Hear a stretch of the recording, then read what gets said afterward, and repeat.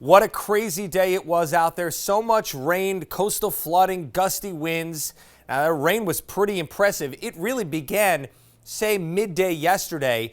And from that point on till the rain finally began to taper off around 4 or 5 o'clock this evening, we picked up a general 2 to 5 inches across the area. The majority of that falling here in the Ocean State. And for that reason, we do have some very elevated river levels starting up towards the Mass State line.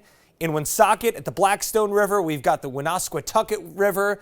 Not under a flood warning there. That's because it's more so a higher bank area. You're not looking at low-lying homes and businesses along the banks of that river, but certainly still impressive to see that at a major flood stage. The Pawtuxet as well. Now that one is important, and I will explain why in a second, but also the Wood River down towards Hope Valley and the Pawcatuck River near Westerly. So let's go one by one through those river gauges. We're going to start with the Pawtuxet, and the reason why it is important because not only is it at moderate flood stage right now, but it is forecast to crest at 14 feet tomorrow morning, and that puts it at major flood stage level. Everything else, although on the higher side right now, is not forecast to reach that major level, only moderate at best for both the Woonasquatucket, which actually is the one portion of that river that's going to recede at the gauge, and then the Blackstone River also moderate. It goes up a little bit, but again does not reach that major flood stage. The Wood and Pawcatuck,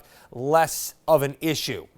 Not to mention that the Pawtuxet River is also in one of the most populated areas of the state. We're talking the Warwick-Cranston area. The gauge is at Cranston, and you can see right where we are still going up until tomorrow morning. Again, that crest expected to be 14 feet. Why is that even more significant? Well, if it does crest at 14 feet, it'll find itself in 4th place all-time Pawtuxet River crests. That's pretty impressive stuff. The 2010 event was, no pun intended here, the high water mark by a long shot, with a couple of different rain events there, and then really hasn't been as high as it is forecast to be since 1982.